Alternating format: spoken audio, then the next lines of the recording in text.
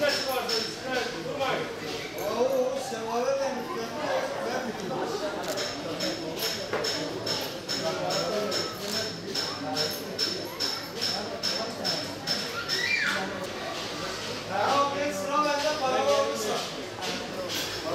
de çektim.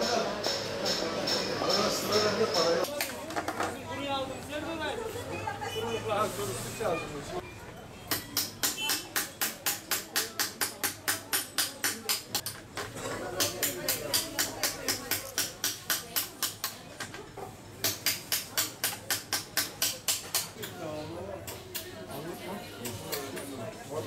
Evet, bitleyenler, bitleyenler.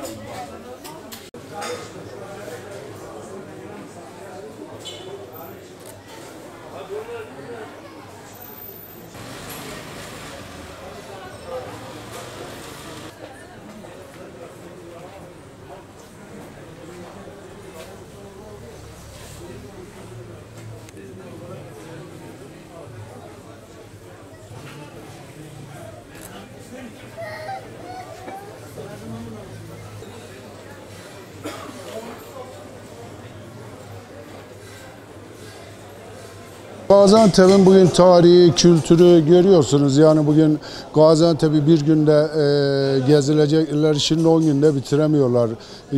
Burada Büyükşehir Belediyesi'nden olsun, işte kurumlardan olsun, tarihi yerlerimizi, tarihi hamamlarımızı, tarihi çarşılarımızı el ele verdik, meydana çıkardık. O kadar müzelerimiz var ki, o kadar bakın şu çarşıya ilgililerden birlikte el ele verdik. Ne oldu? Dünya çarşısı yaptık. Burada tabii herkes üstüne düşen görevi yaparsa biz STK olarak, onlar kurum olarak el ele verdik. Amaç Gaziantep. Amaç Gaziantep'i canlandırma. Bakın burada dünya konuşuyor artık. Gaziantep Bakırcılar Çarşısı'nı. Bakırcılık insanlık tarihine yansıyan bir zanaat. Onun için bu Bakırcılar Çarşısı'nda çekiç sesleri devam ettikçe bu tarihimiz, kültürümüz ölmeyeceğine inanıyorum.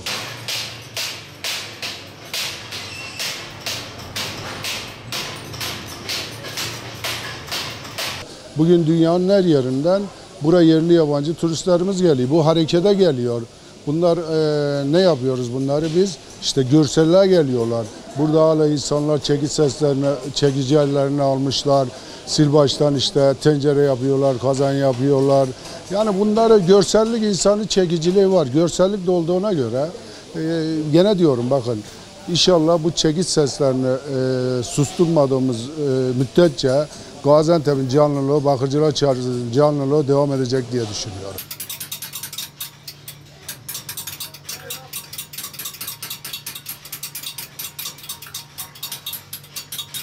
Tabii sözde 400-500 yıllık diyoruz. Yani daha eskisi vardır, şeyi yoktur. Onun için görüyorsunuz burada tarih yaşıyor Bakırcılar Çarşısı'nda. Bizler de bu tarihin içinde bunu canlandırmaya çalışıyoruz. Bakın bundan önce ben küçük çocukluk dönemimde 400 tane imalatçımız vardı. Bugün bakın 10-15 tane imalatçımız bu çarşıyı ayakta tutuyor. İnşallah bunu da artırmayı düşünüyoruz. Tabii biz projeler üretiyoruz biliyorsun bu İşkur'dan birlikte. Onun için şu çekiç seslerini inşallah susturmayız diye çabalıyoruz.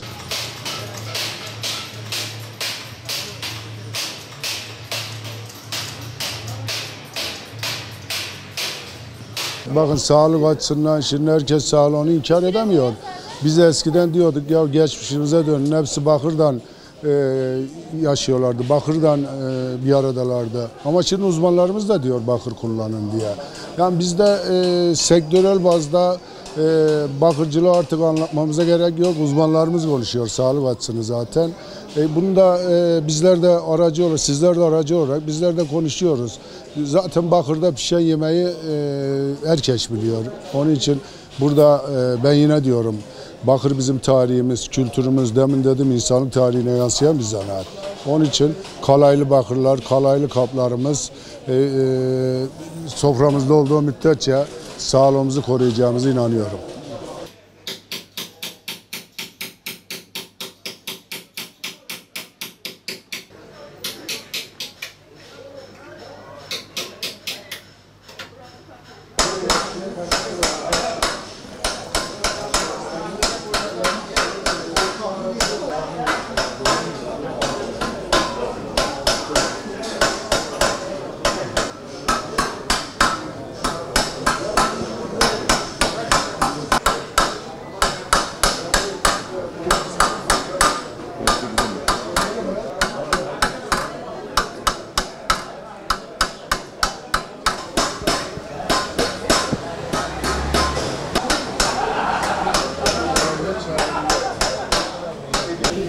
Bakırcılar ta Ermenilerden kalmaymış bu çarşı. Ermenilerden yani kalma öyle duyduk ustalarımızdan. Ben hemen hemen 70 senedir buradayım.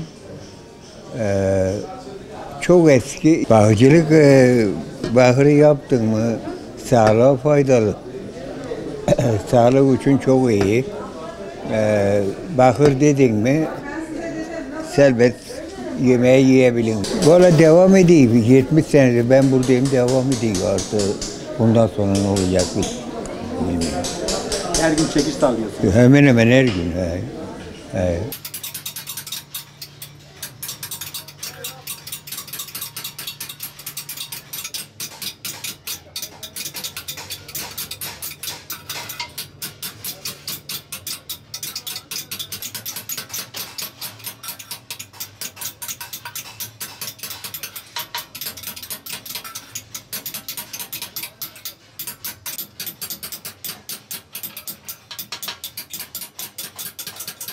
Gaziantep Bakırcılar Çarşısı en az 500-600 seneden beridir.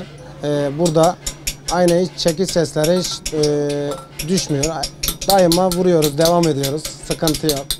Yani işimizi kendi severek yapıyoruz. Gördüğünüz gibi hep el emeği, göz nuru.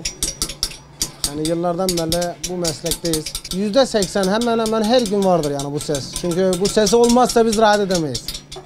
Bu ses illaki olmalı. Size mutluluk mu veriyor? Aynen biz mutlu oluyoruz yani bu sesi duymazsak olmuyor. Enerji veriyor. Ha? Aynen abi. Mesleğimizi de severek yapıyoruz. Yıllardan beri hep aynı şey. Baba mesleği. Aynen babadan amcadan gelme bize. Evet. İşlemeciyiz kendimiz.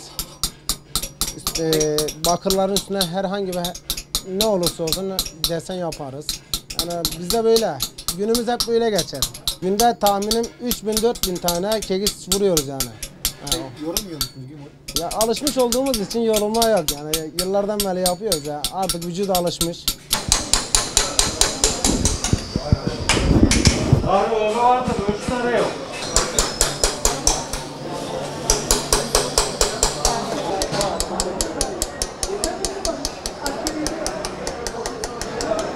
Burası bir 400-500 yıllık bir geçmişi vardır. Gaziantep'in en gözde yerlerinden birisidir. Bakırcılar Çarşısı olaraktan geçer. Bizim de bu genç yaşta mesleğe atılmamızın sebeplerinden bir tanesi de eski ustalarımızın devamını sürdürebilmek için bu Bakırcılar Çarşısı'ndan çekiç seslerinin eksilmemesi için elimizden gelen mücadeleyi veriyoruz. Benim baba mesleği olduğu için 10 yıldan beri mesleğin içindeyim. Bir 5 sene bir iş öğrenme süreci oldu. Ondan sonra da işi kavradıktan sonra ufaktan yetişmeye başladık.